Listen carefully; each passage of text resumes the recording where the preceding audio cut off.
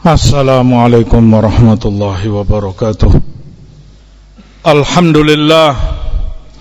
Alhamdulillahi hamdan katsiran tayyiban mubarakan fih, mubarakan alaihi kama yuhibbu rabbuna wa yarda. Wassalatu wassalamu ala rasulillah wa ala alihi wa sahbihi wa man wala. Amma ba'd, ibadallah, jamaah sekalian rahimani wa rahimakumullah. Telah diriwayatkan oleh Imam Abu Dawud dalam sunannya dari hadis Mu'adz bin Jabal radhiyallahu taala anhu bahwa Rasulullah sallallahu alaihi wasallam bersabda, "Man kana akhiru kalamihi minad dunya la ilaha illallah dakhalal jannah."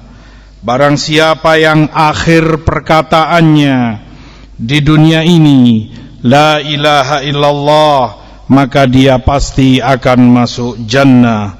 Nas'alullah min fadlih.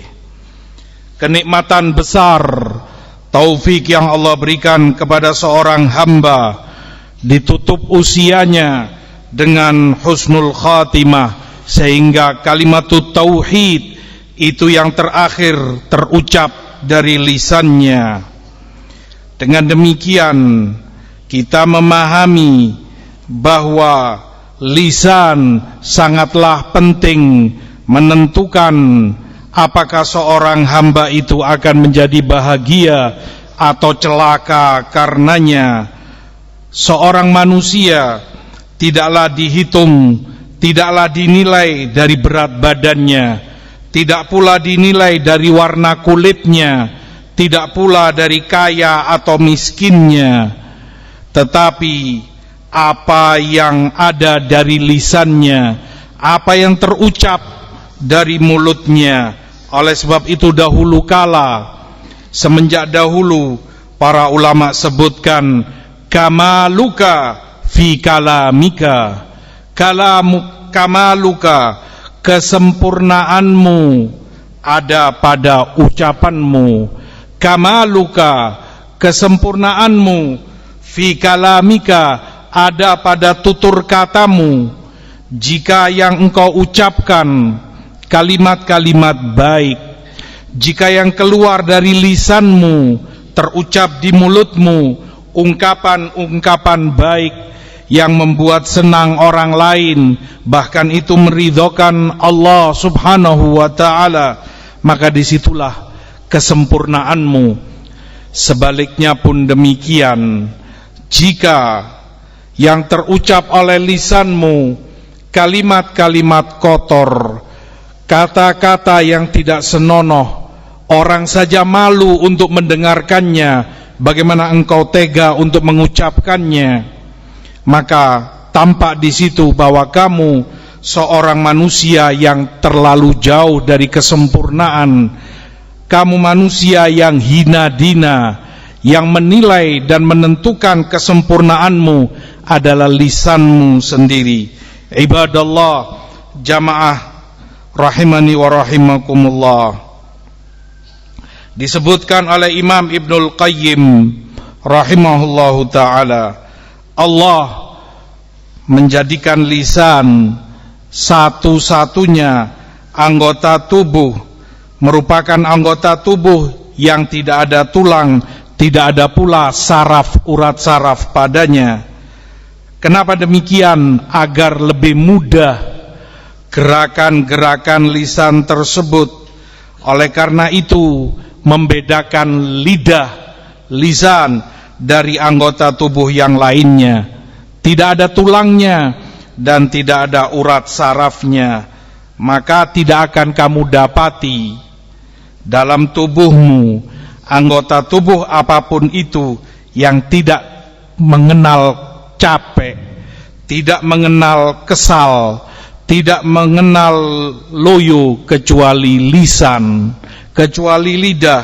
Anggota tubuh yang lain, kalau engkau paksakan untuk beraktivitas, melakukan pekerjaannya, pasti ada titik di mana dia merasa capek dan tidak bisa kamu paksakan lagi. Dia akan minta untuk diistirahatkan. Tangan, kamu mau angkat ini itu, ada ujungnya, ada batasnya di mana dia akan loyo dan capek. Kaki, kamu gunakan untuk ini dan itu, ada batasnya, sehingga di situ kemampuannya tidak bisa dilanjutkan lagi. Begitu anggota tubuh yang lainnya, kecuali lisan. Tidak akan ada hentinya, tidak akan ada batasnya. Terus saja dia berbicara, terus saja dia berkata-kata apa yang diinginkan oleh orangnya. Oleh karena itu disebutkan oleh para ulama rahimahumullahu ta'ala bahwasanya Allah menjadikan pada lisan dua penutup untuk lebih bisa dikekang. Dua penutup itu, yang pertama adalah gigi dan yang kedua adalah mulut, untuk mengikat dan menahan lisannya. Mulut dan gigi keduanya bisa dikendalikan, keduanya bergerak hanya dengan perintahmu dan keinginanmu. Jika dibanding dengan yang lain, mata hanya Allah jadikan satu penutup padanya. Hal itu jelas menunjukkan kepada kita karena bahaya lisan jauh lebih besar, bahayanya lebih dahsyat daripada bahaya mata, sehingga yang ini penutupnya dua, sementara yang mata penutupnya hanya satu. Demikian pula pendengaran, tidak Allah jadikan penutup padanya. Demikianlah hikmah Allah subhanahu wa ta'ala Allah tentukan pada makhluknya manusia ini.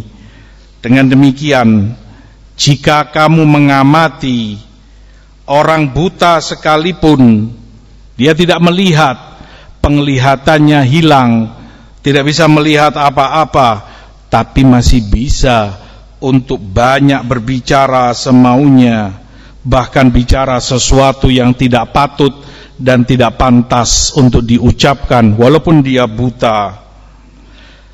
Oleh karena itu disebutkan oleh para ulama, al-haya fil ain, malu itu pada mata.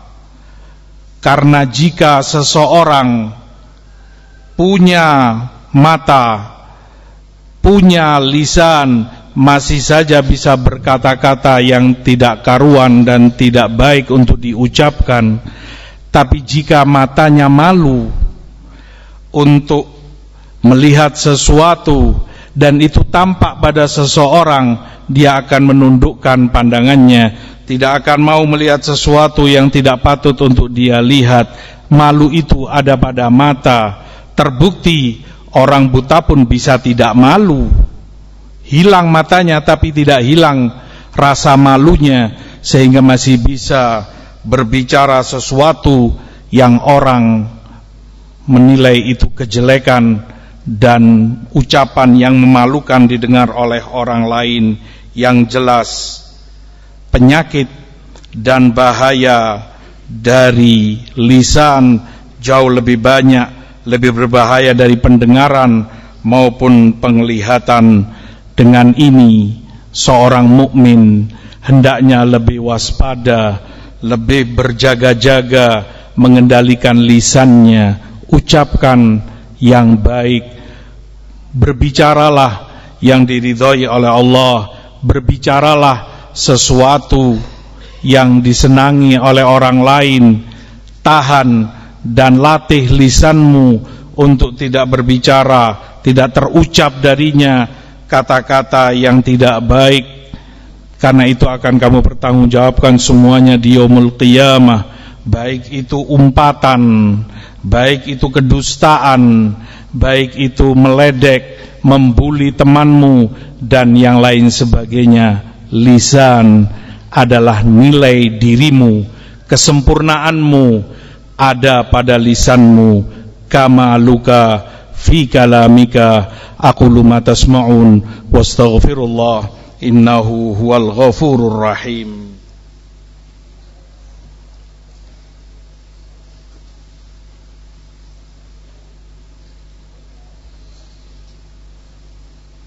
Alhamdulillah wassalatu wassalamu ala Rasulillah wa ala alihi wa sahbihi wa man wala, amma ba'd. Ibadallah, jamaah sekalian rahimani wa rahimakumullah. Dalam Wabilus Shayyib, Al-Imam Ibnul Qayyim rahimahullah menukilkan athar dari Umar Maula Ghafrah.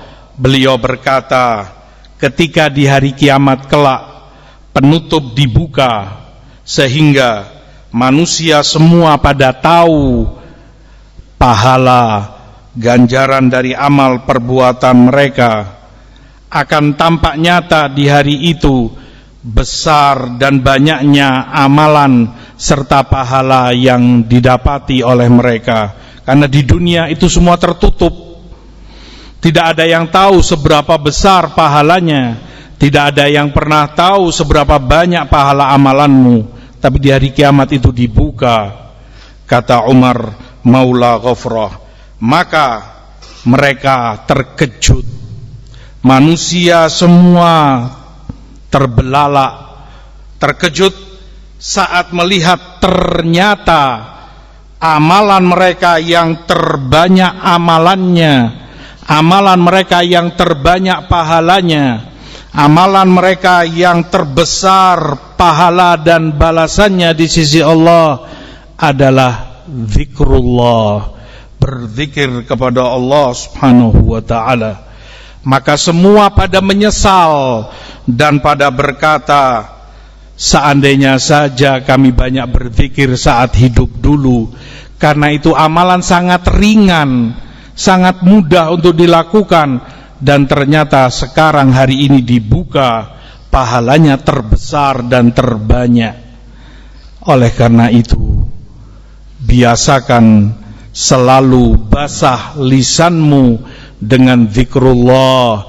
Biasakan terucap dan keluar dari lisanmu zikrullah, subhanallah, alhamdulillah, wa la ilaha illallah, wallahu akbar, dan zikir-zikir yang lain pagi maupun petang seusai sholat, dan zikir-zikir yang lain yang diajarkan oleh Rasulullah sallallahu alaihi wasallam.